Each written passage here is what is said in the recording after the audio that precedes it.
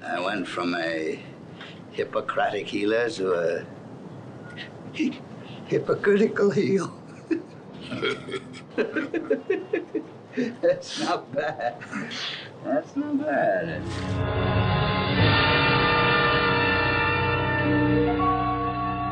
There is nothing wrong with your podcatcher. Do not attempt to pause it. Welcome to a private recording about 3 separate anthology series, each a masterpiece in its own way. This is the dimension of gushing. It is an area we call the Sci-Fright Zone. Welcome to the Sci-Fright Zone, where two fans of anthology series go for the Outer Limits, Night Gallery, and the Twilight Zone. I'm Diana. And I'm Alisha. Finally back with a kind of infamous episode of Night Gallery. I'm excited to go into this. You mean peak television? This aired December 23, 1970, so this would have been right before the holidays for some people. It was the Christmas episode. The last image we see might have been someone's Christmas memories. Oh, and that's beautiful. Damn, I'm jealous. I'm jealous of you because you got to experience it for the first time. Yeah, like I told you, even if I had future vision and someone was holding a gun to my head, I would never have been able to predict the ending to Nature of the Enemy. Yeah, a friend of mine in my Discord server who's watching all 3 of these shows along with us, messaged basically to say, I was not prepared for that. Like, it was beautiful. I loved it. But, wow. During our downtime, I listened to the radio show of The Time Element, which was also another one covered by the Twilight Zone radio. Mm-hmm. Even though we're not really talking about that, it will feel really incomplete if we cover every single radio version of the Twilight Zone and then ignore the Time Element. I didn't expect it to get a radio adaptation because it wasn't Twilight Zone. Yeah, I wouldn't expect that either. So I'll just very quickly go through some of the highlights of that. It's very similar, but it came out in 2006, so... Oh my god. The whole Pearl Harbor thing wasn't recent history anymore. No. It probably would have been a bigger plot twist. Yeah, probably. Like, this starts off by saying, once upon a time. So they really want you to get the impression that it's that long ago. Oh no. Okay. The main character gets... He got into, like, annoying arguments at the bar, and this still happens. But instead of being like, oh, if the president came here, you'd have a seat for him, right? He's like, if the president of the USA came in here... And then the guy at the bar is like, well, that's not my president, I'm in Hawaii. Oh. And they have a back and forth about that. Hell yeah. The guy's even like, oh, Hawaii became a state in 1959. Everyone knows that. He also talks to a receptionist in it because a lot of the stuff that kind of happens visually kind of needs an audio version, if you can imagine it, for a radio play. Yeah, that checks out. It's the same basic thing, but it's fascinating that the not Twilight Zone episode got an official Twilight Zone radio play. Yeah, that's really cool. I guess it is official Twilight Zone in a way, then. Yeah, it is official. But to go from the beginning of Rod Serling's career to one of the last things he did with his life, Night Gallery. Oh, woo! This is a set of 3 weird episodes that have highs and lows all over the place. Yeah. This one was really weird. Like, they all have been, but this one in particular. Yeah, no, we're getting closer to the Night Gallery that people remember, where it's inconsistent. Yeah. And this isn't even the beginning of, like, this isn't even the real inconsistent stuff. Oh dear. It's hard to say, because there's so much dumb shit that happens later, but it's like 2 minutes of your life, whereas the dumb shit here is like more than 2 minutes. So yeah, stuff like this is the reason that I want to rank each Night Gallery segment individually. Yeah, that makes more sense. Because if you have highs and lows all over the place, where do you know? Yeah, how in the world do you get that across if you're talking about an episode? IMDb is a flawed system because I think it gave this whole thing like a 6 out of 10, and Oh. Yeah, it's probably what it would balance out to, but there's some highs in here that need to be talked about. Mm-hmm. Before we even get to the first segment, we get a beautiful shot of the night gallery itself, where Rod is like dwarfed by this giant set, including this statue that's right in front of a camera. I love this. It's a really good set. I really like it. And just the painting, like, motif in general is really cool. The paintings are gorgeous, and like I told you earlier, they're all done by a single guy. The last painting we saw in particular is gorgeous, and is probably better than the thing it's attached to. Yeah. You're gonna see a lot of that. Even the shitty joke segments usually get paintings.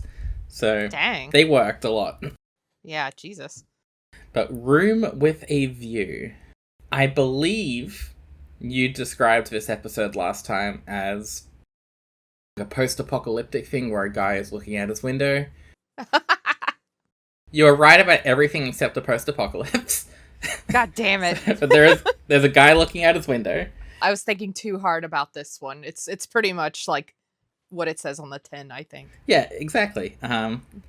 Rear window with the serial number removed. Yeah. I actually really like this one. This is good. This is, not to give things away, but I'd say this is the more middle of the three segments, but it's still good.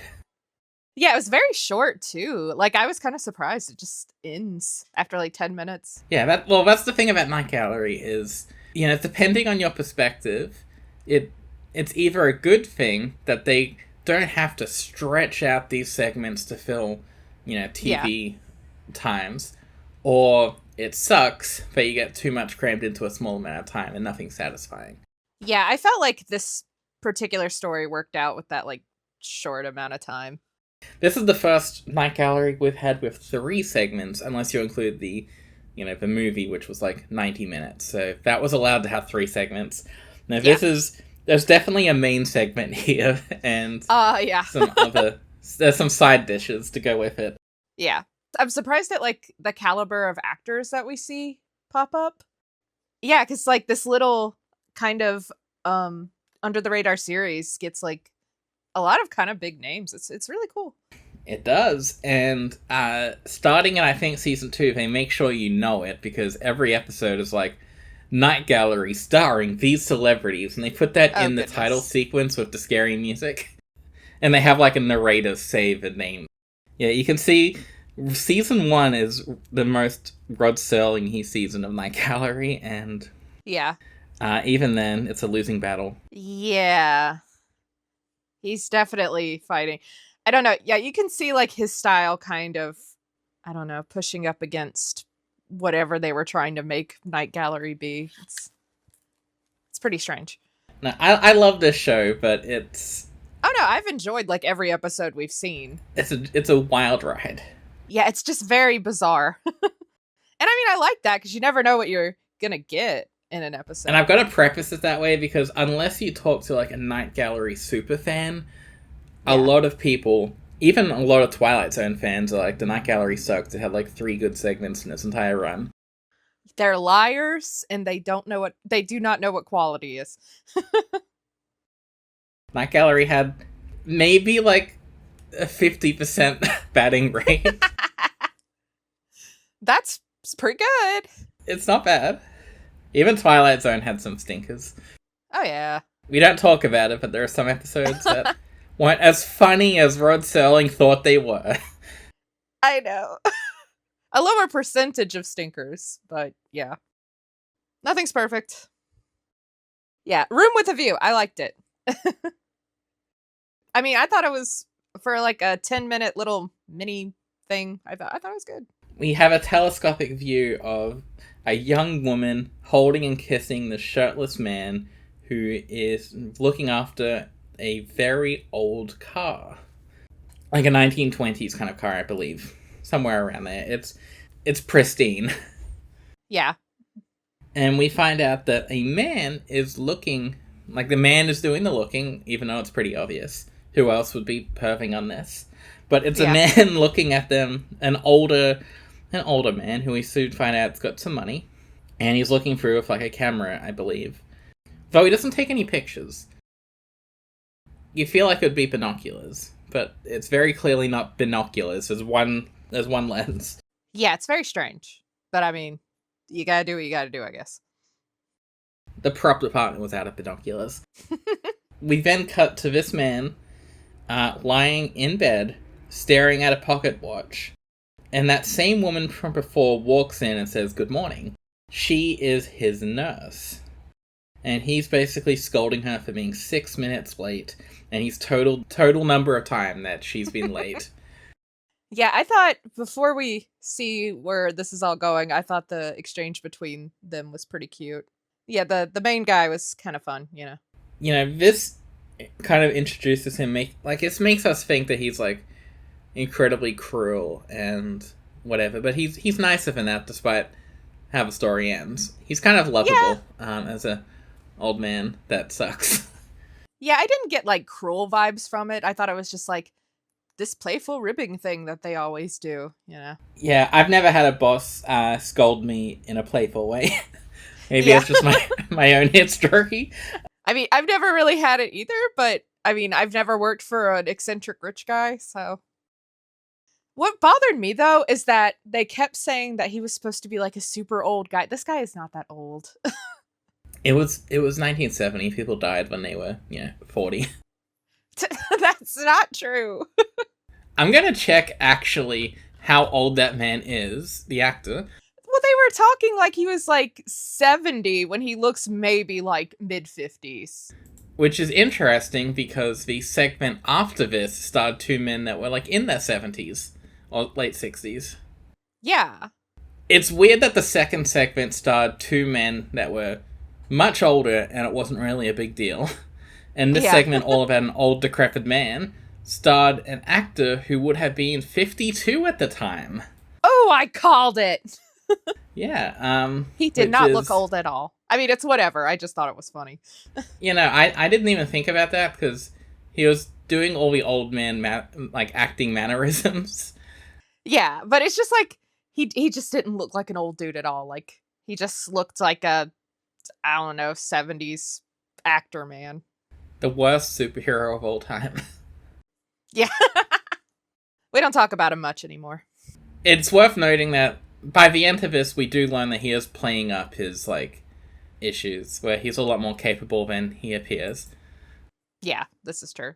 I'm also glad he's only in his 50s, as opposed to even older, because it makes him a little more likable when it comes to how young his wife is. Yeah. A smaller age gap is better. Yeah, absolutely. I mean, I know that they were less, up in arms about this in the 70s, but still. You had to have young women in TV, and men, as long as a man was under 80, he was still prime. Yeah, could still be a leading man. But a woman, oh my god, as soon as she hits 30, 25 even. There's a segment of a different anthology show. I think it's Tales from the Dark Side, or maybe it's Monsters. They're very similar. Where there's this family that have these young kids that are probably 10 or so. And the wife, I would say, is in her 30s. And the man is in his 60s, and they don't explain it. And I'm just thinking that is just typical. That's uncomfortable. And that's an anthology from the 80s, so it's even worse. Yeah, that's not great. But this slightly disgusting old man is great. I love him. Yeah, I thought he was a delight, Mr. B. He is Mr. B. He's one of the nicer people in the segment, maybe. Mm-hmm. Maybe. I mean, he orchestrates a not great thing. But I think the ends justify the means, maybe. Legally, I'm not saying they justify it. It's justified. He had such a good time doing it, though. Hey, Mr. B, Mr. Bowman, he is basically talking about, the nurse, Nurse Francis, she's not a good nurse. No. And the nurse basically agrees, saying, yeah, I'm not that good. I even left his water out way too long. The water's gone all stale and stagnant, probably has stuff growing on it. It's going to kill him. And they have a lot of back and forth where Mr. B, he can read her really well. and is saying things like, oh, you probably took up nursing because you thought it would be an easy job that you could, pocket away money for before marriage.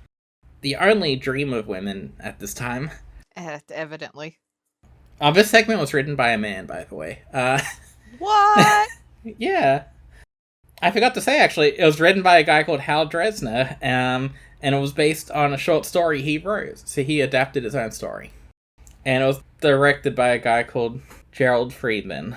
Good for them. This is the only non-Rod Serling script of the episode. Yeah.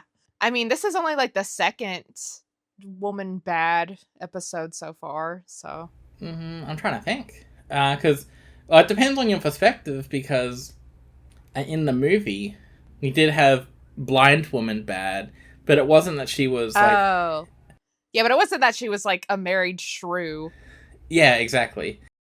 But yeah, no, in terms of women being terrible people to marry, in this society where everyone hates women, but everyone has to get married, and everyone loves it.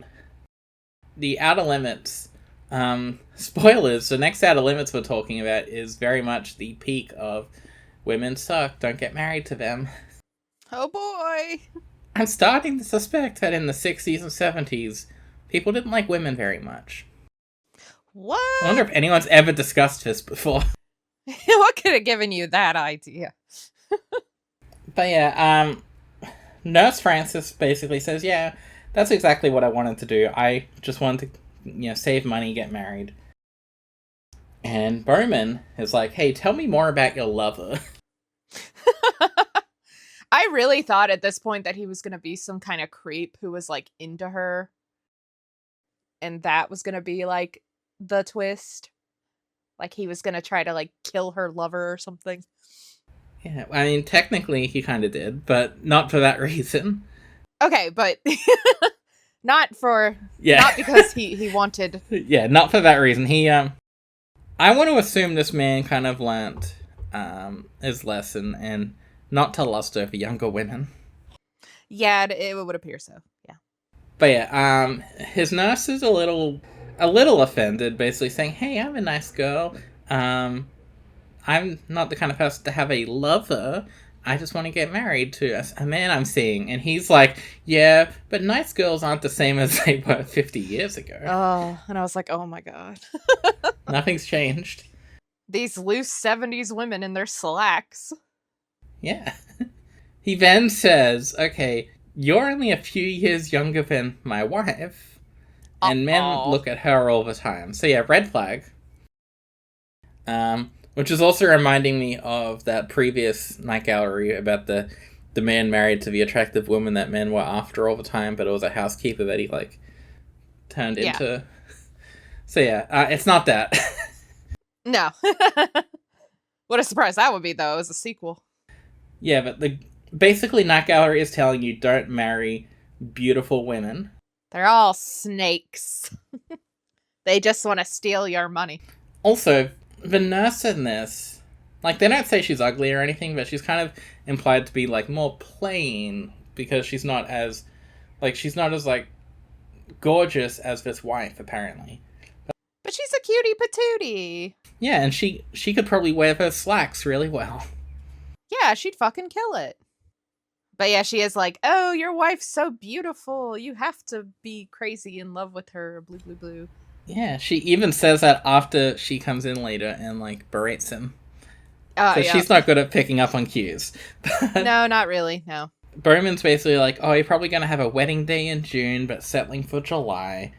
Probably when a certain muscular chauffeur is getting his vacation. And yeah, this is because her lover is the chauffeur we saw her making out with, obviously. Yep. His name is Vic, by the way. He's the one character allergic to shirts. Well, I think they're trying to get across that he's like this handsome bad boy with his shirt off, cleaning the car. That's the only reason the actor was hired as well, because he wasn't played by an actual actor. Oh, really? Yeah, the actor they got for shirtless handsome man was actually the guy that did the, like, painting and detailing of cars on the production. They were like, hey, you're Oh. attractive and you're good with cars. That's The hilarious. attractive man. Just hug and make out with women. There you go. Yeah. And stand next to a car, you know what to do with us. That's so funny. I mean, he didn't have to do any heavy lifting or anything, so that's cute. But that's why we don't really see him do anything, or like, I don't think we even hear him speak. Yeah, we don't. We only ever see him from, like, the window. Yeah. And apparently he was bad at speaking in like an actual organic way, according to some of the actors he worked with in this. Oh, that's He apparently was a dreadful actor, according to the audio commentary. So, oh, God bless. I'm sorry. Well, at least he only had to be shirtless. He also was very much a 1970s handsome man. Kind of like the dead man that we had. Yeah, the like whooshy hair. They don't make people like that anymore. Yeah, they were built different back then. Saw the lead gas and cigarette smoke. But yeah, Mr. Bowman is basically like, hey, you know, I see things through a window. Just make sure that you make sure you're marrying someone that you genuinely love and is perfect for you. A bad marriage is the biggest mistake in life. Think of the whole package. Don't settle for the wrapping. Yeah, as his beautiful wife walks into the room, very subtle. Yeah, and she's not very subtle about the fact that she's only into this man for his money. And she's gonna go buy an expensive sports car. Yeah, she makes him take his pill with the stale water. And she kisses her finger, touches his forehead, and says he doesn't even deserve that much of a kiss today. Because he's being so grumpy. Yeah, and she tells the nurse not to talk to him if he's grouchy. It would serve him right. Just very lovely. Lovely woman. But she's very pretty. She could wear slacks in a way women of that era couldn't. That was so weird. Yeah, the nurse Frances was just like, I wish I could wear slacks like that. And I'm like, you can. What do you mean? Yeah. And even Bowman is like, hey, make sure your lover sees you in slacks, you know, before you get married so he knows what he's getting into. Yeah, exactly. Before he sees someone wear slacks better than you. Don't want him to know what he's missing. This was just around the time women had discovered slacks, so That's all they that's a could good talk about. point. Yeah, early 70s, I guess. Women's liberation, you know, women hadn't gotten like full equality, but hey, slacks. What more do you need? That's now available. Women? Yeah, you can be a receptionist and maybe another job. You can't get a credit card, but you can get a nice pair of slacks. So despite his wife walking in, barely kissing him, saying he doesn't even deserve that, saying she's going to buy a sports car with his money, and basically saying ignore him if he's grouchy, Nurse Frances is still like, oh, you must love her so very much. She's so pretty. Yeah. Like, was she listening? She probably felt just, awkward about it, but yeah, come on. That's an awkward situation, but I just wouldn't make a comment about it. Yeah, that's when you just, awkwardly laugh and move on. Don't dig the hole. The wife's left to, buy a car. Also, we think. But it's just Bowman and the nurse again talking, which is the whole episode. And, he's basically saying, men look at her. It's just something that happens when women are so pretty. His men can't be trusted. The nurse he basically asks, hey, your lover, he's probably, he's very attractive. Do women look at him? And she's like, yeah, but he can't help it. He's just that attractive. Women throw themselves at him. But he doesn't, reciprocate or anything. It's just what can you do in that situation when a drunk woman, lunges at you and... Yeah, he's, asking her if he's the jealous type. He's not jealous at all. While all this is happening, Bowman pulls out his camera again and is looking to see Vic, the chauffeur, kissing Bowman's wife. The obvious thing happened. Yep. But Bowman doesn't tell her about it. They just keep talking more about unfaithful people. The nurse talks about how earlier a drunk woman got really amorous with Vic, and thankfully she was pulled away by her date, so nothing went any further. And Bowman's like, yeah, otherwise she would have ended up like Betty. I was like, what? Excuse me? Francis, what did you do? The nurse like, oh, I didn't know you knew about Betty. But Betty was another woman that was all over Vic. The nurse caught her, and supposedly this woman ended up not looking quite as pretty after what had happened. Yeah, she, apparently beat the ever-living shit out of her. Yeah, and says that, if there was a knife there, I don't know what I would have done. That's not good, Francis. Yeah, and this is in a kitchen. That's the place where there should be knives. Yeah, that's a whole other problem entirely, but... Yeah, try looking harder next time, actually. Yeah, come on. Do not go on a scavenger hunt with this nurse. But yeah, through this we establish that she is very much the jealous type. Yeah, she's a little problematic.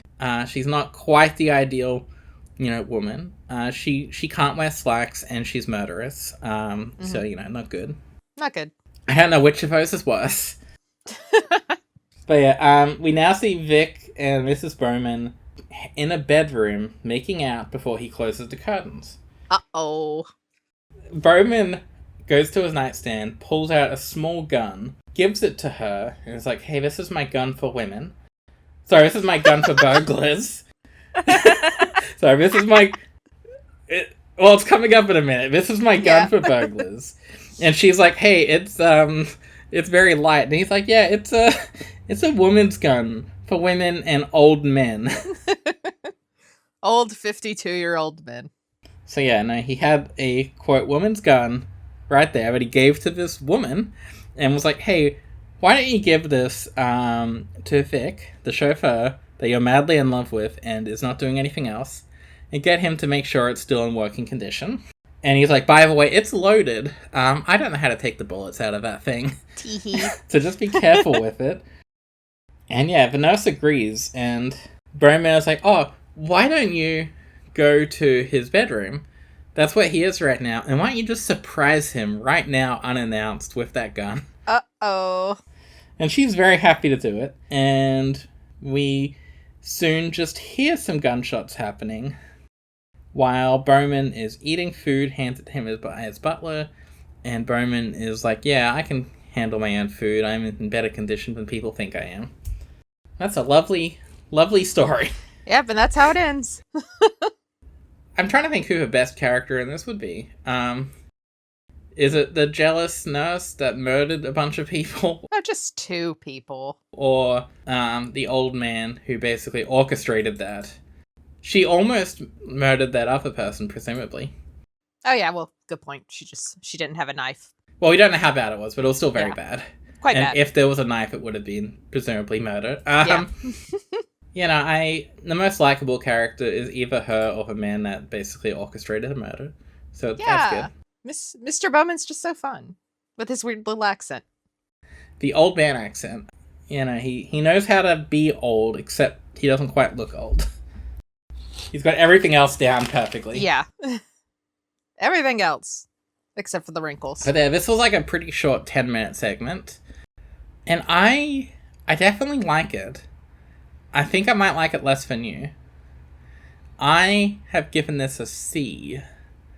Yeah. What do you think? I'd probably give it a B. It's in that territory where, it's kind of on the margins of what I'd give it.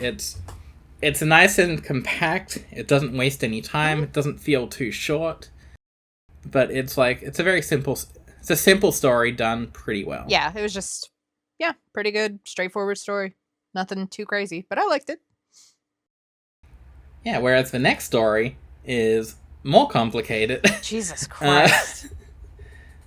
This is the main draw of this hour of TV. This, I would say, probably takes up about half an hour. Yeah. Maybe. It's definitely the longest. It's got the most meat on its bone. The Little Black Bag. It was directed by... God, my handwriting. His name is a French name, so I'm not going to do it very well either.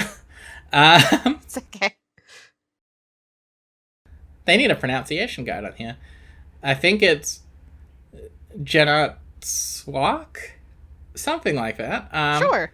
I'll get more into him later, but some French man directed this, and it was written by Rod Serling, based on a story by C.M. Morningbluth. Yeah. Are you familiar with the short story that this is based on? No, I've never heard of it. Yeah, neither had I originally. It's from 1950, so Mm. this could have been a Twilight Zone episode, but Yeah. they waited 20 years. Jeez. And this is one of the more Twilight Zone-y kind of segments of Night Gallery, I feel. Yeah. I didn't like this one very much. We're gonna be real. Really? Yeah, I did not really like this one that much. Oh. Okay, we're gonna fight soon. Sorry. I really didn't. This... Oh, no, this is... Uh-oh. This is not only one of my favorites Oh, shit. ever. This is probably my favorite that we've discussed so far of Night Gallery. Oh, shit. Oh, no. Oh, no. I'm so sorry. And the other day, I posted a clip of this on our Blue Sky page. Oh. And Oh. someone commented talking about how it's one of their favorites as well. No. Okay, maybe I'm just a dumb bitch with bad taste, but yeah, I don't know. Sorry. I didn't really feel this one. I feel like it was like extremely slow paced. I feel like they just wanted to like show off the cool bag they made. And also like when you really sit there and think about the story, it's like kind of nonsensical. It's perfect. I know what you mean. This is the best story ever made by people. Like, I didn't like hate it. Okay, I'm assuming that the Room with a View was your favorite of the three. Unless you pull the biggest plot twist ever and say it was the last one. Okay, Loki, it was the last one. Was it actually? Yeah, it was the last one. Oh my god. Just because of it's just the way the audacity. We'll get to that. But I am glad that you have. I'm glad you're the one that can make people angry with your opinions. I'm sorry. Usually that's my job. I don't think it's awful or anything. It's just I don't know. I wasn't feeling this one. I don't know. You mean you didn't like the fact that we started in 2098 and a man on its future headset is reporting medical supplies were just accidentally sent back in time to 1971? Yeah, that Normal occurrence. normal stuff. That doesn't bother me so much. It's just like the way the whole thing resolves, I thought was a little dumb, okay? May I remind you that when I posted this on Blue Sky, the specific comment I got from its fan Oh, shit. talked about how it's one of the most grisly and dark endings in the series, Oh. and almost all off-screen, wonderful TV. So they were specifically praising the ending when they Okay. praised this episode. I think you're just gonna have to Sorry, Boogie. I think you're just gonna have to edit my half of this out. Yeah, no, next we're gonna find out that you hated the actors. No, Burgess Marion it was really cool seeing him. That was great. But Yeah. But yeah, so because medical supplies were sent to 1971, we now see two old unhoused people in an alley drinking some alcohol they got. One of them, we find out, is a former doctor, William Fall, and the second is a guy just called Hepplewhite. Hepplewhite. Which is a great name. Yeah, it's a really good name. The show does have so many good names. I had to check his credits to make sure he didn't have a first name or something, but no, it's just Hepplewhite. Also, the actor who played Hepplewhite is called Chill Wills. Oh my god. Shut up. That's not a real name. That's no way that's your real name. I saw that in the credits and I was like, I had to show Josh. I was like, this dude's name is Chill Wills. No way in hell. It's like Chilly Willy from Banjo-Tooie. Yeah.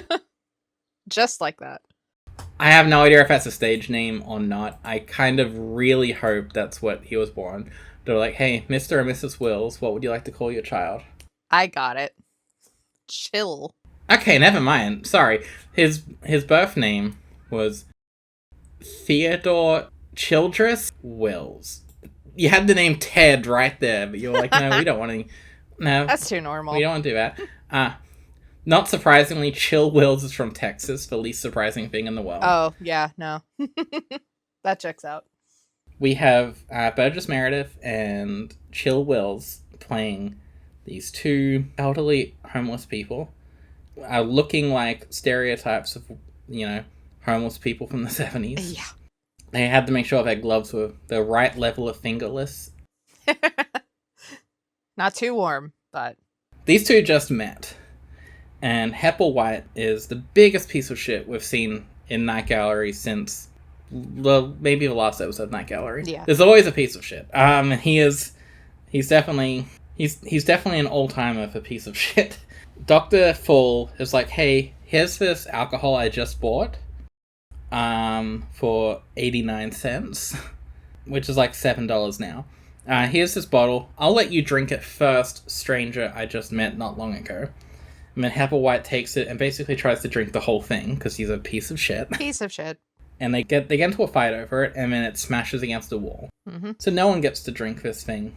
And the day is ruined. Dr. Fall is like, that was my only food. And now I'm going to starve. Can I just say, the doctor in this, during this whole segment, he uses, like, very particular vocabulary, like, lots of words that no one really says. Yeah. He's very clearly educated. You can just ignore this, but to the other, like, 2 people that watch Prison Break, a show I have to bring up every week by the sounds of it, he reminded me of Teabag from that show, who is not someone you want to be like comfortable now. So, he was a doctor like 20 years ago, and now he's homeless. And this was due to a lot of reasons, like he was, splitting fees in a way to basically pocket some money. He made some misdiagnoses, and he did Appendectomy? He did a surgery. He tried to take appendectomy, whatever. Yeah, tried to take out someone's appendix. He did surgery while bummed out of his mind. So not the best doctor. Yeah, he wasn't the best guy in the world. And then he says that he went from a Hippocratic healer to a hypocritical heel. Which is best line in the episode. Which is pretty good. The fucking wit on this alcohol and drug abusing, homeless man who has been living in the slums for 20 years and clearly doesn't really have too many friends, considering he just met Hepplewhite, and yeah, that's his only friend, the guy he met like a minute ago. Sharp as a tack. I love him in this episode. He's a not the best dude in the world, but he's so lovable in this, and that's probably because of Burgess Meredith. Yeah, and he's trying. He feels like a character with depth here. Yeah. He's not like a complete piece of shit, and he's also not the nicest guy in the world, and he's a guy with layers. Yeah, he's just kind of a big fuck up who fucked his life up. He's a man with a lot going on, whereas Hepplewhite is just a cartoon villain. Yeah, that guy's the worst. But they start rummaging through the trash. Dr. Fall finds a doctor's bag there. And he opens it up, and it's got all these futuristic supplies, and he's just like, wow, medical tech advanced a lot in 20 years. Adorable. And then he's like, you know what we're going to do with this? We're going to sell it at a pawn shop. We could probably get like $10 for it, but let's see if we can get $12.50. For what it's worth, that's about $100 now, so it's slightly better. Yeah, that's pretty good. And we find out that the dealer is like, no, that's not $12 worth, that's $8. So, fuck him. Yeah, they always try to rip you off at a pawn shop. About $65, but still. This is a doctor's bag. They don't try to sell things that are clearly stolen, and these 2 people coming in with medical technology, looking the way they are. Yeah. You would probably assume this might have been stolen. So I get, undercutting them, but still. But despite looking like the biggest stereotype of a homeless man you've ever seen. Mm-hmm. Basically, Charlie Chaplin is out there being like, wow, have some taste. Despite that... have some decorum. Oh my god. Despite that, a woman sees him with this doctor's bag and was like, please help my child. I need this. And they're in a slum area, and she, I believe, is in the credits as Puerto Rican woman. Yeah. And this is America, so I get... she doesn't have too many options. Yeah. But I still would think twice before this man A little bit. Dealing with my sick kid. Yeah. But I mean, it was from what we learned, it seemed like a very dire situation, so It's very dire, but also... But yeah. Even if he didn't look like that, his breath would be the way it is. His clothes would smell the way they do. Yeah, exactly. Even if he is still a fully licensed doctor, he's clearly not having his best day. Yeah. Or maybe he's just very eccentric. Yeah. It was the 70s, that's how they all dressed. Yeah. Dr. Fall is like, you know what, I'm gonna help this woman. Even though Hepplewhite is like, what the fuck are you doing? Let's sell this for $8. $8 is bourbon money. Fuck them kids. So yeah, they go up to the apartment. He's kind of fumbling around the doctor's bag, and he even drinks a little of the contents of it. Yeah, I guess that was alcohol to, like, sanitize your hands. Let's just say it's a magic bag. It's a magic bag that does everything. He seems to have some kind of understanding of what's happening to this girl. He has a little bit of medical knowledge. Mm-hmm. But, thankfully, the bag fully diagnoses the girl. The magic bag is able to tell him exactly what to do. And his supplies do exactly what they need to do. Basically as if they were controlling him in a way. He's like, hey, it's like, you know, he even says something like, hey, I'm not really, like, doing this. Doing it itself. Yeah.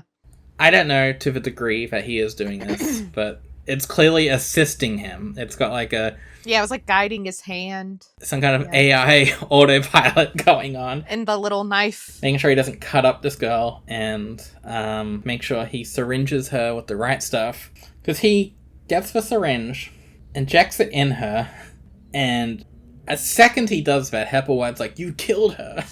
And then, like, 2 seconds later, we see her infection's gone, her temperature's normal, her tissue is regenerating, pulse normal. This syringe cured this full infection that was going on. Yeah. Dr. Fall was happy to help. The woman basically said, God bless you. Like, he was so happy to help. He didn't even charge anything. And Hepplewhite's like, why didn't you charge? Yeah, like, what the fuck? It's one of those things where I think it would be ghoulish to charge, but also I haven't been homeless for 20 years. Yeah. So, sure. I'd put a small tip jar out, maybe. Yeah. But I think it was just like, it reminded him of being an actual doctor and how good it felt to help people. Yeah. This bag can, like, fix this man's broken life. And it does so for the next, like, 6 hours. Yeah. Yeah. Yeah, it doesn't go well for him. No, Hepplewhite's grumpy, and Dr. Fall notices, on this bag, it basically says that it is from 2098. So they understand that this is a future bag, and technology of the era isn't this advanced. Yeah, no. We also see that this bag has a screen on it that fully explains procedures. Yeah, you, like, put in a condition, and it shows you how to treat it on the screen. On this little orbular display, like an oval is the perfect shape for reading text. Yeah. Ovals are the future. Yeah, and because I was watching this in HD, I got to see the text very clearly running off the thing, because this was text they like overlaid in editing. Yeah, I watched it on the Internet Archive, so... Yeah, you probably didn't see just how rectangular the text was fitting into a thing that isn't a rectangle. No, it looked pretty fine. Yeah, and that's how it's meant to be experienced. There's, as much as I love high definition, sometimes things weren't meant for it. Yeah. Dr. Fall is basically, this is all happening in, like, what I'm assuming is, like, a homeless shelter of some kind. And despite him being someone that would clearly benefit from a little money, he is genuinely thinking of his bag as a miracle device, and he wants to do humanitarian things with this. This is a bag that could cure people of diseases that won't even have cures for 100 years. Yeah. He wants to change the world. He is very noble, and despite being, a guy that fucked up surgery by being incredibly high, he's very lovable. He was a hot mess. Yeah. The bag has, like, the cure to cancer in it and stuff. Yeah, it's a magic bag that can do anything. It's worth noting as well that earlier in 2098, they mentioned that they couldn't retrieve the bag from this time. Like, once you send it back in time, it's stuck there. So the implications for the timeline are all over the place. This bag could genuinely change history that much, if it gets the chance to. Yeah, it seems like they wouldn't want that to happen, but... And you feel like whoever did that would definitely have been fired, at the very least, if not charged with gross negligence. Time crime. Yeah, on the bright side, that timeline could be vanished from existence, so you might not have to be in prison long. Disappear into nothingness. Yeah, that's true. Dr. Fall's like, you know what? We have this friend upstairs who has to lie down in bed because he is basically days away from dying, if that. And they're like, we're going to cure him. And this friend is like, don't cure me, just put me out of my misery. Don't attempt anything else. Yeah, he has like this big, painful looking... Was it like supposed to be a tumor on his neck? I think it's a tumor growing on his neck, yeah. The staff at this like homeless shelter, they are rightfully like, hey, don't you fucking dare. Yeah, don't just start cutting some dude up. When he pulls out the knife, the guy runs away to call the police. Yeah, sure. I feel like you'd be like, I'm going to call the police, and I'm going to try to, like, watch what's happening and try to stop this guy as well. Maybe get a second guy to watch the door and tell the cops to come upstairs, something. He's basically ignoring what's going on. Yeah, he's super gonna have plenty of time to stab that guy before the cops get there. Exactly. And when the cops do get there, we find out this man's fully cured. So it was long enough to do something. Yeah, he's like up and about, like, hey, let's go get some coffee. And the cops are like, wait, we heard you were using a knife. And he's like, nope, just cured this man. And he's, not charged or anything. It's a very unrealistic setting where the police are very nice to the unhoused and destitute. Oh yeah, they're like famously really nice to unhoused people. Especially 70s cops are famously the best out there. Yeah. Another man basically was like, what the fuck, you cured this dying man, cure me of my arthritis. And, Dr. Fall's happy to help, and Hepplewhite is grumpy. He doesn't want to help people. He wants his bourbon money. A big grumpy grumperson. Cuts to later, they're in a room, presumably at the shelter, and Dr. Fall looks in a mirror and is practicing a speech. He tells Hepplewhite that tomorrow I'm going to call up all the leading surgeons and scientists, and I'm going to demonstrate this bag to them and basically show them that we can cure all these things. Dr. Fall's like, what I'm going to do to demonstrate the miracles of this bag is be like, hey, look at this knife. What would happen if I plunged this into my neck at a depth of 3 centimeters? I will be perfectly honest, even if I knew 100% I had a miracle prop knife that wouldn't kill me, I still wouldn't do that. Yeah, no way in hell. Everyone in this story has got more guts than I ever do. Yeah.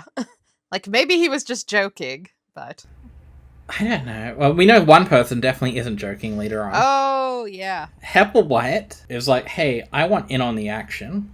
Kind of rightfully so. To a degree. Is like, I was there at the same time. I could have easily found that bag. And I want some cut of this. I want 50-50. You're gonna make millions. So I can slightly understand that, even if he's done nothing but be a piece of shit. Yeah. But Dr. Fall's disgusted and is like, hey, we're not doing this for money. We're doing this to save people. Yeah, for the good of the world. I'm not saying charge lots of money. I'm not even saying, like, really charge money. I just think maybe just get, like, a small bit of money to not be on the streets. Yeah. Just a little bit. Just a little bit. And Hepplewhite can get half that little bit. Yeah. And he can get his bourbon. Yeah, it's worth noting, Hepplewhite really wanted to sell this bag for $8, and now he's claiming Yeah. Because he could have found the bag. He would have sold this bag for nothing. Not the brightest bulb, as we will see. Like, Hepplewhite is a piece of shit. Him wanting to share money is the closest thing to a good thing he ever says. Yeah. This whole time he's making a super weird face with, like, that he starts... He makes so many super weird faces. I love it. Yeah. He looks like he's auditioning for, like, Supervillain Monthly or something. Like, he's gonna be, like, this front cover for Evil Faces. Yeah. I love him. It's very silly. And the doctor at no point is like, at one point, he's kind of like, hey, what's going on? But he doesn't spend the whole episode being like, hey, don't make that face. Yeah.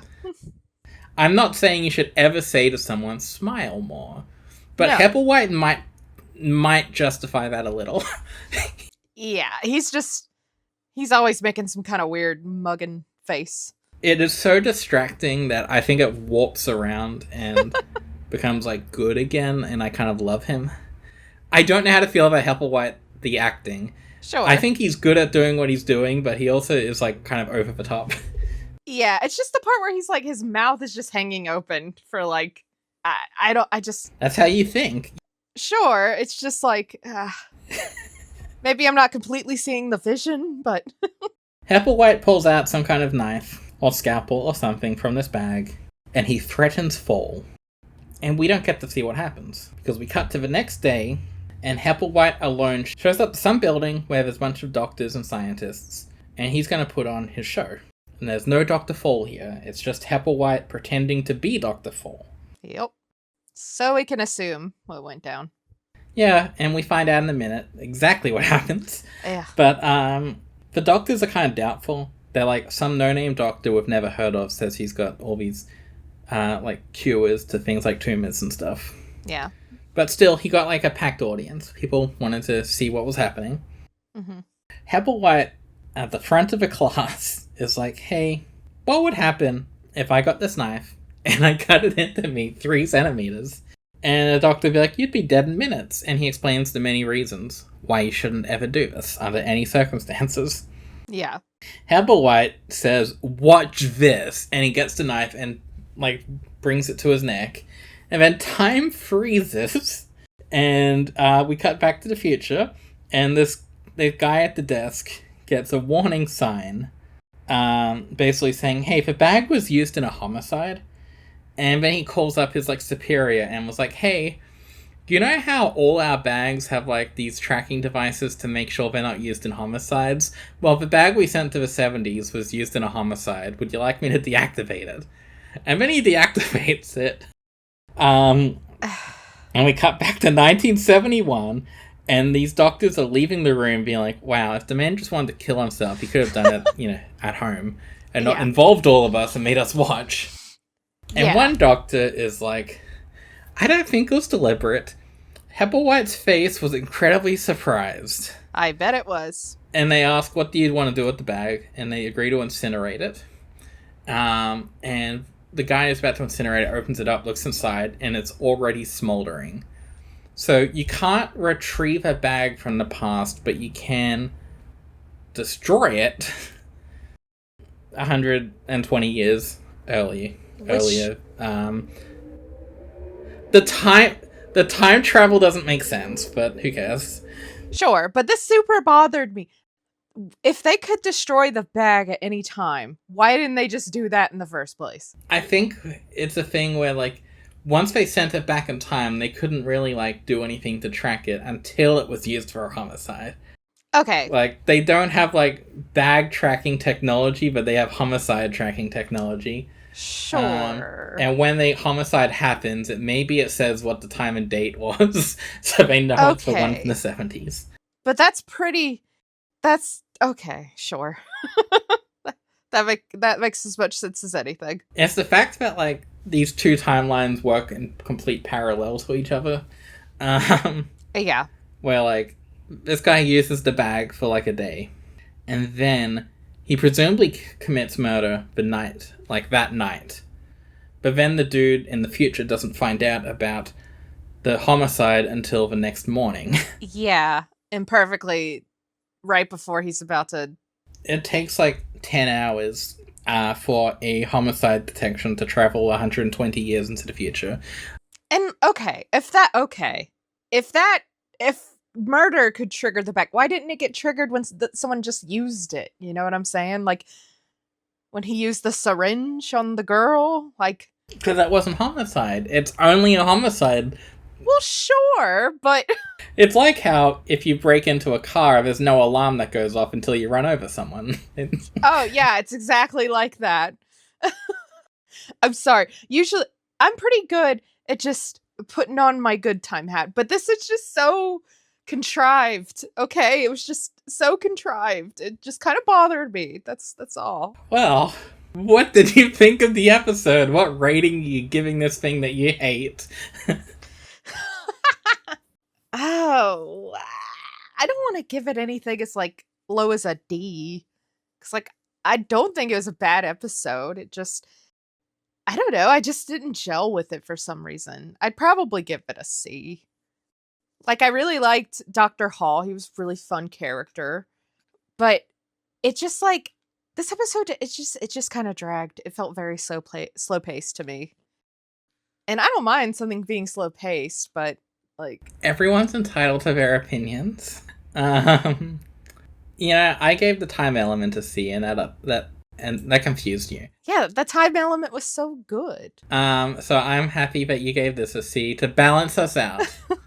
Whereas Little Black Bag is an A rank. This is Oh, okay. my favorite Night Gallery we've seen, and easily maybe in like my top 3 Night Galleries ever. Oh, it's definitely up there as all-timer.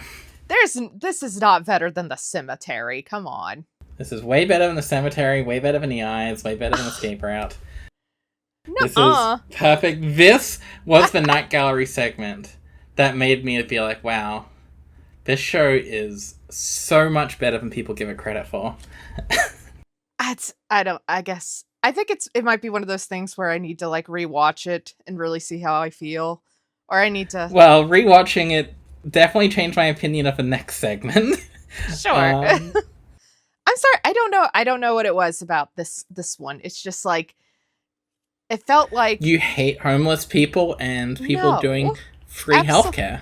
That's not it at all. It's just the pacing of it was so slow, and it was a lot of looking at this bag, and I don't know. It wasn't my favorite. You didn't like Hepplewhite giving a weird face all the time? Okay, it really bothered me when he was doing that, when he was threatening Dr. Hall. That is National Treasure Chill Wills. I was like, be nice to him. Brother, what are you doing? I'm sorry, it's really not a bad episode. This is just... I get it. I don't think there's been any bad episodes of any of these shows we've talked about, including the time element, that I want to reiterate. I really don't think so either. And on a slightly controversial opinion to most people, but apparently not you, The Nature of the Enemy I also don't think is a bad episode. I love The Nature of the Enemy. That was hilarious. You might not be surprised to find out that not only is it basically universally despised, people say it is like one of Rod Serling's biggest stinkers ever. But it's so funny. I don't know if it was meant to be. No, probably not, but... Okay, no, wait. How could that not have been meant to be funny? There's no way. Okay, I don't know what Rod Serling was thinking. This was Sure. written by Rod Serling, directed by Alan Reisner. Yeah. I don't know. We're dancing around what's going to happen, but it's definitely meant to surprise you. Yeah. And I get that. I have heard people describe this as a worse version of a different Rod Serling story he wrote. I forget the name, but it is basically about a guy that goes to the moon and finds out that, like, he's meant to be the first man on the moon, and then he sees he's not the first man on the moon. Something else got there first, and it's meant to be more horrific. Yeah. And Nature of the Enemy is kind of meant to be, for most of its run, suspenseful, and it's kind of meant to have this horror of what is going on, the unknown. Yeah. And it may have worked better if it stuck with that. Yeah, because it definitely did a good job of, like, building tension. It was great for a chunk of its run. Okay. Yeah. This is the shortest segment here, and it's still like, I think, like 8 minutes or so, 7-8 minutes, I don't know. It's a short one, and it starts off in a NASA-style mission control. A human astronaut is on the moon, and he's about a mile from a crash site. We find out that the space agency sent 2 spaceships to the moon. One was a mothership that had all kinds of food and other essential supplies, and the other was basically a ship for building like habitats and things. And this is for a moon base to exist and people to basically kind of live on the start living on the moon and develop a small society. And the fact that we know there's a crash site and something went wrong, there's metal everywhere, debris. Some of this we see with the helpful video camera that is transmitting video from the moon to Earth instantly, which isn't how it would work. It could be the nondescript future. Who knows? I mean, I still think like radio waves, there's like a scientific rule of how fast they can transmit. Well, sure, but... Someone can prove me wrong, but maybe humans circumvented that. It's like in Futurama where they made the speed of light faster. People can just change laws of physics. But anyway, we see some of this stuff, and we get told much more about it, and it is genuinely intriguing. Mm-hmm. This is one of those segments where it feels like it's building and building and building, and it cuts off right as like the second act starts or something. Yeah. This pulls the rug from under you. It basically ends, and you're like, wait, what? Why did it end right there? It's incredible. That is one way to put it. I have heard people be way meaner to this. People really hate the segment. There is no way in hell I could be mean to this. It is so funny. Like, it's been a while since I listened to it, and I'm, paraphrasing, and hopefully I'm not wildly misrepresenting it, but the Night Gallery podcast out there, it was like the only one, so it's called the Night Gallery podcast. Yeah. They are like, this segment is bad, and is proof that Night Gallery's faults, while it had many due to production, Rod Serling wasn't a perfect writer who kept doing perfect things, and this is proof that he can suck at writing sometimes. Like, am I saying it's actually, like, unironically good? No, absolutely not. But it is a solid -8. Like, come on. Most reviewers don't do it on a negative scale, but, this might have to be an exception where we give it the -A it deserves. This episode is like it's got such a strong premise, and the execution for most of it is really pretty intriguing. Yeah. It kept me engaged. But yeah, Mission Control, they're finding out, hey, stuff sucks. There's only like one astronaut here, and he was sent to kind of investigate what happened to these two ships. Yeah. One of which crashed, and the other was never found. And there's a press conference that happens, and the reporter's like, what do you mean it was never found? How did it get lost on the moon? Yeah. How is that possible? Don't know what to tell you, man. Yeah, you think you'd have these two ships like in tandem with each other or something. Yeah. From what I understand of landing on the moon, it's not like you throw a dart at the moon and it goes there. You plan this stuff. Yeah. You plan a landing point. There's math and stuff involved. Yeah. Yeah. You don't just say, hey, head towards that big circle and just park where you feel like it. Yeah. A little more involved than that. And they're like, oh, we're just going to park on the dark side or something. It'll be funny. But yeah, even the astronaut says there's no signs of life anywhere. There's nothing on the scanner, nothing on our speakers. He's confused. And you can see metal debris from the food supply ship, but not from the other one. Mm-hmm. During this press conference, this NASA man explains what's going on. And when he says, like, oh, the ship with all the other stuff, like building supplies and weapons, is just nowhere to be found, the journalists are like, what do you mean there's no weapons? We were presumably attacked, maybe by Russia or China, and we don't have weapons? Because what could explain what's happening? Yeah. He's like, there's no way it's China. It would have to be Russia or China. Because who else? What else could have done all this? Boy, howdy. What else could have? And the reporters are like, yeah, like the NASA guy is like, no, they weren't attacked. This was just an accident. And they were like, what about the time the astronauts said they were attacked? And the NASA guy's like, transmission was garbled. It sounded like he said we were under attack, but he might have said something else. It was a bad connection. Yeah, like, don't get me wrong. It kind of sounds like they were attacked, but can we be sure? And it seems like they were attacked. And they had no weapons because the weapon supply ship just went somewhere else. The mission control guy was like, hey, it definitely wasn't Russia, it definitely wasn't China. There is no life on the moon. There wasn't a secret communist base waiting there to attack us. So, no humans were on the moon. There is no life on the moon. What could be on the moon? What indeed? And then some other dude from Mission Control interrupts the press conference, whispers into this guy's ear, and he, like, has to storm off and check Mission Control.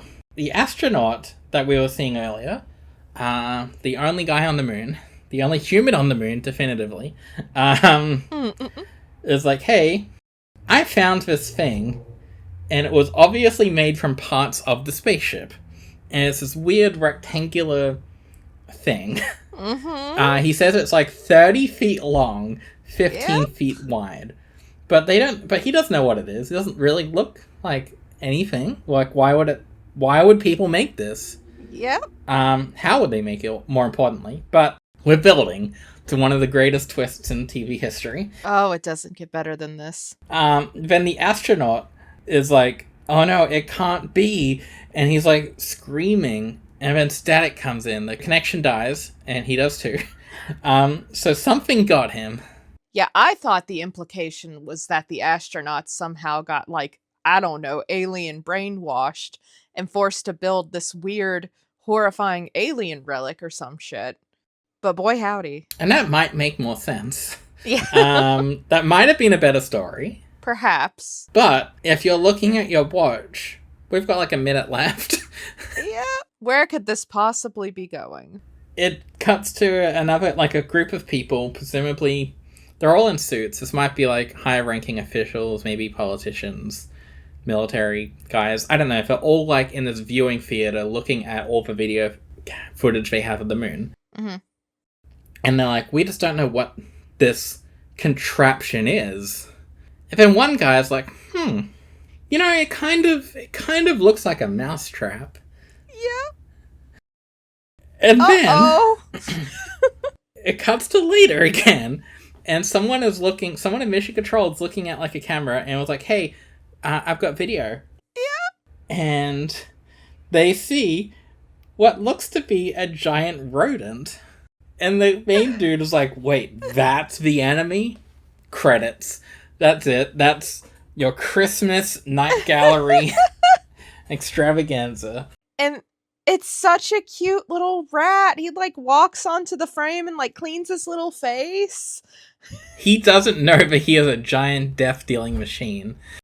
And, like, it raises so many questions. Oh, like what? Sorry, what questions can you have?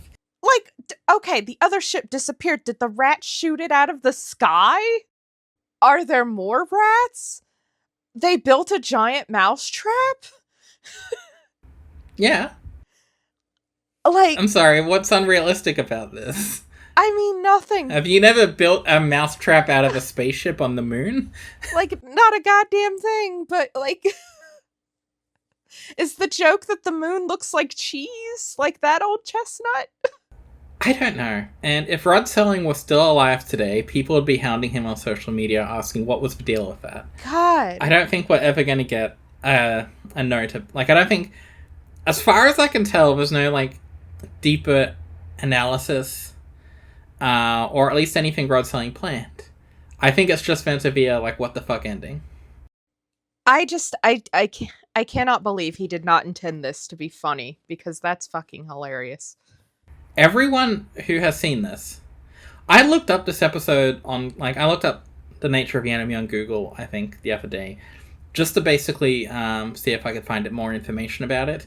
And one of the first posts that came up was, like, just a Reddit thing being like, what the fuck was that? Yeah. Like, everyone who watches this show for the first time gets to this segment and is thinking, what did I just watch? What was that twist? This is one of those episodes that lives in memory. No one has watched this for the first time and be like, what a wonderful story from beginning to end. I especially liked how the ending wrapped everything up perfectly. No, but I can certainly say I enjoyed the audacity. The fact that it's written by Rod Serling is, like, the most intriguing thing about it. Yeah. This doesn't feel like something he would have written. No, it doesn't. Sincerely. It's so good. This feels like he wrote something, and then someone crossed out the last paragraph and wrote a different ending. Yeah. Or, like, he was like, you know what would actually be way funnier, though? Rat. Giant rats Giant. that live on the moon. Are they native to the moon, or were they aliens that got to the moon? How did we not see them? They're huge. Also, it's worth remembering that this episode aired after humans had already been to the moon. So you don't even have that, like, shock factor of the moon could be anything. Yeah, that one's could be been there before. anything. No, we Neil Armstrong did not talk about the giant rats he saw on the moon. No, nor did he and his team build a giant mousetrap out of their ship. I kind of feel like this segment might have worked better if it was on the Twilight Zone, maybe, and we hadn't been to the moon yet. This is a... Sure. Granted, then it would be like 20 minutes, which I don't know if I'd make it better or worse. It would have had double the amount of time. Yeah, or this could have been like a season 4 episode where it's a whole hour. Like adding just even more really good tension-creating moments, and then bam, it's the rat. When I first watched this, back in the day, I genuinely was like, wait, it's over? I kind of forgot how much time had already passed. This whole, like, hour of TV had kind of, like... I think I'd hit play all on, like, the Blu-ray or something. So I was like... You know, I wasn't thinking about how long an episode of TV goes. And I was watching this thinking it was going to go on a bit longer. And I was just like, wait, what? And then I rewound to make sure I didn't miss anything. And no, it was definitely bad. So when I first watched this, I would have been a lot meaner to it. Going back for a rewatch, I appreciate all the good things it did a bit more. And I was prepared for the ending, so it didn't hurt as much. Well, I had no idea what was happening. And I thought it was funny as hell. So I had a great time. Okay, I'm giving it a C. It wasn't dreadful. It didn't fail. It impressed me more than it didn't. But it's still the rats on the moon episode. What are you gonna give it? I'm giving it a fucking A, because this is my opinion and no one can stop me, and I loved it. You know, I am in full support of your right to say anything. So I'm not going to step on that. But if anyone is negative to us, it is Alisha that said that and not me. Okay. I'll give it an actual... You can keep it. I mean, if we're talking about actual literary merit, I don't know. I'm going off my vibes, dude. I don't care about what people think is objective. What do you think? If you watched it, do you think it was like so bad it's good? Like, what do you think?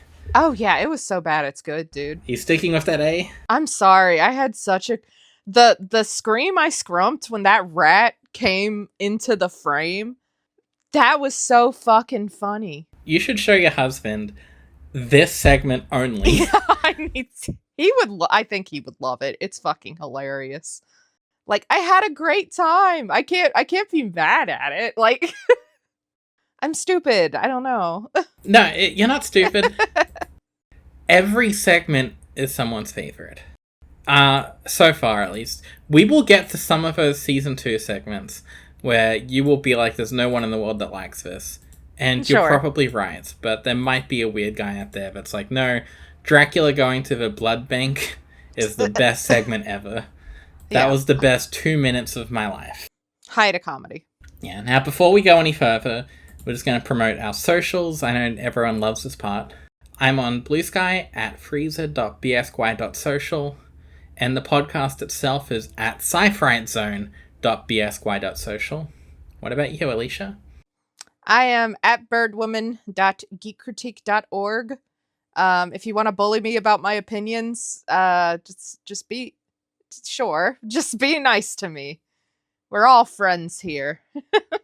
Her husband goes to the gym daily and could beat you up if you're mean to her. So keep that in mind. Listen, I had a good time. I can't change that. I also just want to promote, over the last, while between episodes, I've launched my own business. And I would like people to support me financially. So on crocostyles.com.au, we do custom shirts and other merchandise and apparel. It's mostly for businesses, but we have print-on-demand novelty shirts that some people are actually buying, if you can believe it. They're really good. Some of them are good, some of them are... Like, we've got to appease every market, including the kinds of people that like fishing and beer, and they're like 80. So we've got to appeal to that, but we have good shirts as well. They're all a good time. all made by loving people with no AI in it. Gotta say that nowadays. Unfortunately. So yeah. But while I'm promoting things, I also want to say, I meant to talk about this last time. We've gotten some reviews on Apple Podcasts. Oh yeah, we have. Most of them have been 5-star reviews, basically talking about how they think we're funny and entertaining and they like hearing our perspective. Oh, you guys. Including one of these reviews was even by the Half Price Horror Podcast, which is nice. Oh, that's so cool. But it's funny because the very first review we got was a 1-star review that says, "Not the Fright Zone. Super lame to find out this is not a sci-fi spin-off of my favorite horror podcast, The Fright Zone. Lame." So yeah, we are not related to The Fright Zone. No. So yeah. So I'd never heard of him. Sorry to that guy that we never claimed to be affiliated with them, but you got confused. Just like you, everyone's allowed to have an opinion. And that so guy's true. allowed to have that. So with this episode, back when it came out in 1970, there seemed to be critics that thought this was much better than The Dead Man and the Housekeeper. Oh, well, that's just not true. One of the reviews in particular was like, it's good to have Rod Serling writing again. Because he didn't write for those episodes, but he wrote for 2 of these 3 segments. Sure. Including the rat one. The beautiful rat one, yes. That guy also said Room with a View was the best out of the 3, which neither of us actually said, although I think it might be your favorite on a more objective sense. Sure, on a technical level, but like what my heart says, I gotta follow my heart. It's one of those things where like the critics would have seen the rat and then being like, yeah, that was better than The Dead Man and the Housekeeper. Like, are you sure about that? Yeah, that's the stuff right there. I can see enjoying the little black bag more, sure, but like I said, all together package. What's funny is, in the original production order that they were planning, this was meant to be the end of season 1. Oh. Meaning the rat would have been the final thing you saw before months off the air. Oh, And I kind of want to live in that timeline. That's hilarious. They should have just done it. They switched it out with an episode more people like to close Boo. things out, so... Fine. I love you, Moonrat. It's also worth noting the nurse that couldn't wear slacks very well. Did you recognize the actor? Well, she wasn't Diane Keaton. She was Diane Keaton. Oh, okay, cool. This was her 3rd role ever for Hollywood, and this is her first dramatic role. Yeah, she's one of those actresses who have been in like everything. This was a big deal for her career. I love when... It's like how Steven Spielberg got his start with Night Gallery. It's always weird when people... household names just become things from shit like this. Yeah. Just pop up in random obscure things. The Little Black Bag segment, as I said, it was based on a short story. And It was quite a bit... Like, it was a little different in its original form. I haven't read it yet. I only went over a synopsis. But I don't believe they're homeless in it. But it is about a doctor who sucks. And I think is an alcoholic and things like that. Once again, I'm butchering a synopsis. In that story, there is no Hepplewhite. That character is an 18-year-old woman. Oh. So Rod Serling was like, no, we don't want women in this. Let's get a 70-year-old man with weird smiles. Yeah, for all of... I mean, Rod Serling was like a super cool progressive dude, but yeah, writing for women kind of seemed to be his pitfall. What do you mean? He knew how to write nagging wives and bitchy wives. What more do you need? Also domineering wives that hate their husband. Yeah. Didn't he have a happy marriage? Like, I don't... I believe so. Like, where is this coming from? It might have been like just the culture around him. Sure, play into the audience, I guess. Especially back then, it was common for husbands to make fun of their wives and They all ball probably and exaggerate chain. it. And, the 60s and 70s were a time that women were getting the right to speak and Sure. have opinions. So, it was probably a little, adjustment period. Yeah. I'm not saying he was, like, egregiously awful or anything, but... I assume Rod Serling, considering his wife and kids have talked about him glowingly and never really say much bad about him, I'm going to assume he had a great private life with them. It just might have just been, I don't know, it's just how people write. I don't know. Yeah. It's just a little funny to me. Because, I've never heard anything except that, he was a good guy and he loved his family. So it's just like, where is this coming from? Maybe the network insisted, like, hey, that woman is too nice. You got to add in a few character flaws if you want this to be aired on TV. Yeah, you gotta, come on. It's not believable. But the 18-year-old woman in the story, her name was Angie, and she was also a piece of shit, but... At least it's a little more understandable when you're 18. Yeah. The characters open a clinic to treat people. Dr. Fall and Nat just wants to help everyone and, do it cheaply and kindly and just help everyone with their ailments. And it seems like that it is a business, so they do make some money and, he's not homeless, so they're living comfortably enough. But Angie in this version is like, no, it's 1950, and I want to use this magic bag from the future to get into the lucrative new industry of plastic surgery. Oh. And make lots of money doing that. Okay.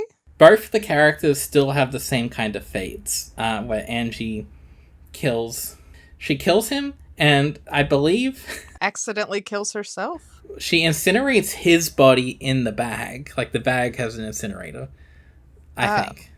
Okay. If I read that correctly. But what happens is, instead of doing, like, a lecture to doctors, being like, hey, look at my magic bag, she's going to do plastic surgery, and this person is like, hey, I don't feel comfortable with this. And she is like, no, watch this. And she does the knife thing and kills herself. Oh no. Did it do the same? The future still gets the homicide message. Okay. So, same general idea, but just... Hepplewhite sucked, but given that he was presumably homeless for decades, and Dr. Fall was charging zero money, he's got slightly more motivation, even though I feel like there's lots of middle ground solutions that could work out for everyone. But in this, it seems like Angie was just more of a piece of shit. So, Rod Serling removing the woman might have been better in the sense that it wasn't another piece of shit woman. So, take your, is that a win? Who knows? That's true. That's a good point. It can be both. Yeah, think about that. It's uncomfortable. The director of Little Black Bag, your favorite segment, the Frenchman, he was a huge fan of Rod Serling, and was so excited to work on Night Gallery. Oh, that's sweet. He was a young and new director, but everyone on the production side loved him. And because of that, he went on to direct 19 episodes of Night Gallery. Oh my god. He continued directing for decades, and he worked on lots of TV shows, including, I wrote down, Heroes, Bones, Grey's Anatomy, Smallville, Supernatural. He only stopped directing in the 2010s. That's crazy. Despite Hepplewhite's face sometimes, there were some really good directing choices in here, like all the mirror shots at the end. Yeah. Like, he seemed to be good at his job. Yeah. I didn't have any problems with the directing. Now, Little Black Bag was also the first segment Rod Serling and producer Jack Laird fought over it. So Jack Laird is the dude that's like, hey, I want Night Gallery to be a bit sillier and worse. Just worse. Rod Serling was like, no, Absolutely not. This show has my name attached to it, and even if it's not written explicitly in the contract, I feel that my weight should matter a lot in something like this, because this is my name, this is my legacy. People are coming to see Rod Serling do Rod Serling stuff. And Jack Laird was like, no. So Jack Laird had adjusted the script, and they fought over it. Rod Serling won and got what he wanted. So he won this battle, but not the war. Yeah. That sucks. Jack Laird's idea was like, hey, you know how it opens with the future, and they talk about the future bag that explains everything? How about we don't include that segment, and it just starts in the 70s, and we don't find out the bag's from the future until, like, the end of the episode? That's stupid. Yeah. Yes, and Rod Serling basically said that supposedly he made phone calls and letters that were that Rod Serling combination of aggressive and professional. Yeah. It's like, dang, dude, you got Rod Serling. Just let him do his thing. The original script had us actually see Hepplewhite stab himself. Oh, my lord. And as you can imagine, this would not have been allowed on primetime TV of 1970. Oh, no. God, no. I think the intention was to film it from behind, so it's slightly less bad. But still, no. Still, that would have been very gruesome. This episode has the kind of tasteful decision to not show it and just imply everything. And obviously this was what censors preferred. And I actually prefer this. I like that it has us imagine the thing rather than see it, because there's no way we can imagine just how graphic it was. Yeah, no, I think that was the way to go. So for the final segment, I will say the guy who did the audio commentary for it on the Blu-ray, he unfortunately gave the episode a joke title that I wish I could use for my podcast, but I can't because I'll be plagiarizing him. Oh no. But he said the episode is called Of Mice and Moon. Oh my god, that's so good. That's perfect. If they called it that, it would have given away everything, but... Sure. The only note I really have, other than it being similar to another short story, which is apparently better, is the director of this was Alan Reisner, who was also the director of The Time Element. Oh, cool. Yeah, he was there at the came back around. Kind of beginning and endish points of Rod's career. That's cool. I just thought there were a couple of, like, pretty cool shots. You know, there are a couple of times where it cuts to, like, the main character dude, and his, like, eyes are kind of in shadow. Just kind of cool. Although that, when you say that he didn't want Night Gallery to be silly, but then that's, like, the silliest thing. Okay, Rod Serling never went and said anything like, this episode doesn't count. But Sure. he would always say that he wanted this to be a serious, horrific, macabre show, and he didn't want the silly in it. I don't know if he had just a lapse of judgment, if he maybe had a really bad fever and took lots of cold medicine and then wrote this. I don't know. It's just such an anomaly. And the Twilight Zone is the Twilight Zone is remembered for these really serious, groundbreaking bits of TV, and then you get oh look, here's a man that does some silly, stupid stuff, and it sucks. Yeah. And here's Robbie the Robot playing 10 different characters on the show. Oh, look, we got a man with a stupid name like Mr. Dinglewiffle or something like that. Rod Serling, he had lots of range. He did. He certainly did. And this further proves it. Yeah, I mean, I love Rod Serling's writing. I think he's incredible. But yeah, I mean, everyone's got a weird one every now and then. Yeah, I don't think even the biggest Rod Serling fans in the world would say everything he wrote was a masterpiece.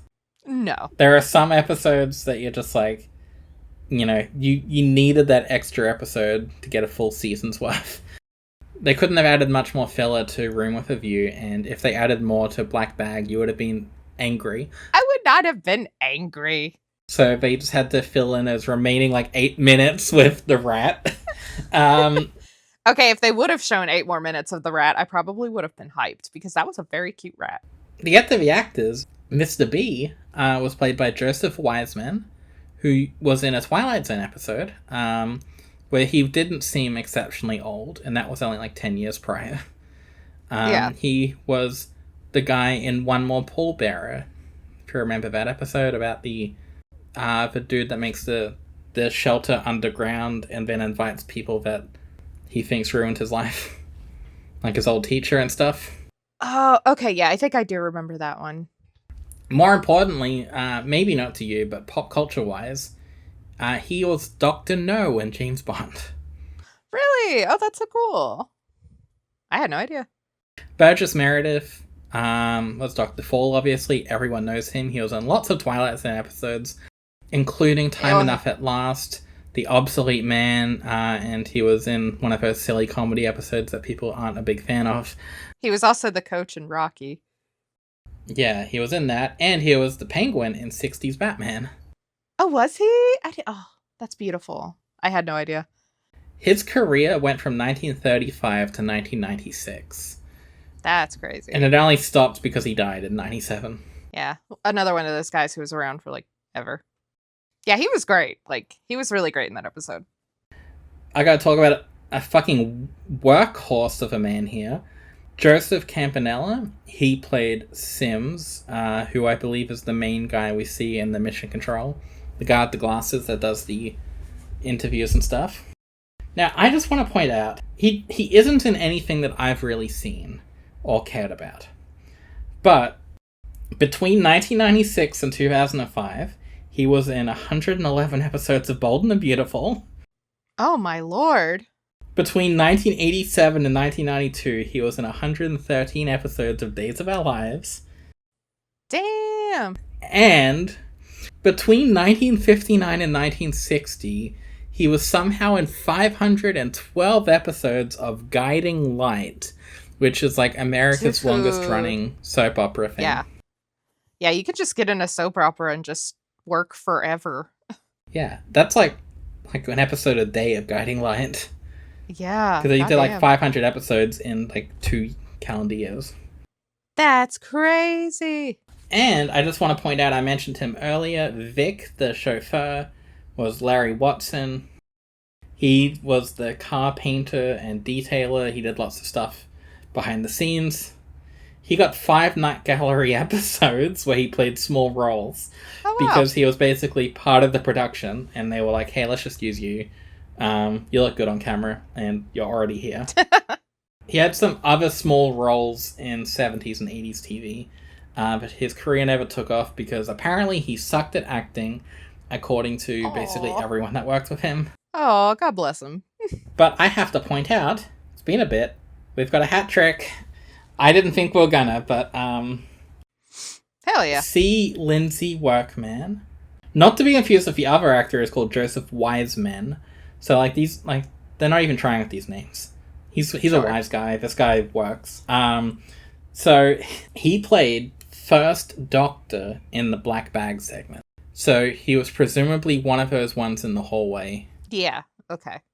But he was in the episode as a doctor, and he presumably is one of the speaking guys. He was also bartender in Twilight Zone for No Time Like the Past. And he played Dr. Anderson in an Outer Limits episode called Obit. But not quite as exciting as our next episode, which you have already seen because for Twilight Zone. Do you remember what happens in One for the Angels? It has been a long time. I definitely remember that one, but it's been a long time. It was the guy with the he had toys? Yeah, I'm surprised. Yeah, you got it. Yeah. Yeah, it's been a long time. It doesn't have a giant rat, unfortunately. We now return control of your podcatcher to you.